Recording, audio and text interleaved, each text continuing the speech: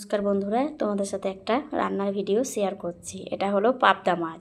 দেখো কি সুন্দর করে পাবদা মাছটা আমি ভেজে ভালো করে তুলে নিয়েছি। এখানে দিচ্ছি এটা পোস্ত।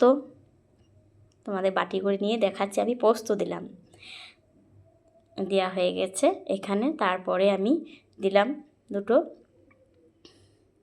সর্ষে, অল্প করে সর্ষে দিলে মানে পোস্ততে সর্ষেতে মিশিয়ে বাটলে কিন্তু টেস্টিটা ভালো হয়। আর অল্প পাড়া আমি ওখানে দিলাম তোমার জিরে, অল্প জিরে দিই, অল্প পোস্ত দিই, নিয়ে সুন্দর করে কাঁচা লঙ্কা দিলাম দুটো, দিয়ে এর মধ্যে দেবো পেঁয়াজটা দিয়ে পেস্ট করে নিলাম ভালো করে, বেশ একদম সুন্দর করে, যে একটু পেঁয়াজের ইয়েতেই দিয়ে ভালো করে পেস্ট করা হয়ে গেছে।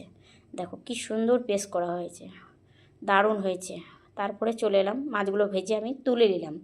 সুন্দর করে ভাজা হয়ে গেছে। এই মাছটা যখনই ভাজবে তখন একটু সর্ষের তেল মাখিয়ে দিলে সুন্দর ভাজাটা হয়, ফোটে না মাছটা। এই মাছটা তো অনেকটাই ফোটে, থালাতে তুলে রাখলাম।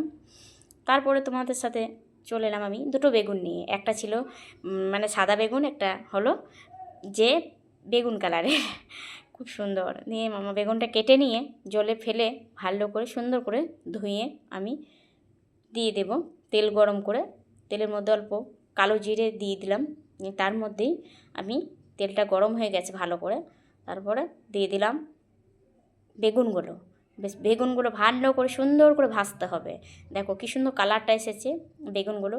এইরকম বেগুনে আর পাবদা মাছের ঝাল কারা কারা করো তোমরা একটু কমেন্ট করে বলবে। এই যে যে যেমন ঝাল খাও সেরকম ঝাল দেবে। আমি কিন্তু আরও দুটো লঙ্কা দিয়ে দিলাম। তাই এই লঙ্কা দিয়ে বেশ সুন্দর করে বেগুনের কালারটাও চলে এসেছে। তারপরে আমি সব কিছু বেটে পেস্ট করা ছিল সেটা কিন্তু ওই বেগুনের মধ্যেই দিয়ে দিলাম।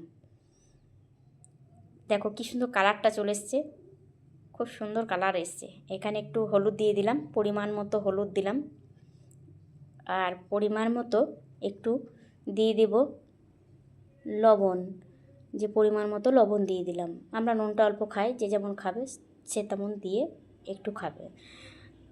দেখো খুব সুন্দর করে এবার ফুটতে আরম্ভ করলাম, দেখছি হ্যাঁ ফুটে গেছে। ফুটার পরেই মাছগুলোকে সুন্দর করে ছাড়াতে পারলাম না, ছেড়ে যাচ্ছে মাছগুলো। কিন্তু আমি কি করলাম, গোটাটাই পুরোটাই দিয়ে দিলাম ঝোলের মধ্যে, খুন্তি করে সাইড করে দিলাম। দেখলাম হ্যাঁ একদম পুরো ছেড়ে গেছে মাছটা। কি সুন্দর মাছটাকে দিয়ে এবার ফুটতে দিয়ে দিলাম একদম সুন্দর করে। অল্প জল দিলাম, এটা তো ভাপা হবে, হালকা করে জল দিয়ে একদম। দেখো কি সুন্দর গায়ে লাগার মতো রান্নাটা করেছি।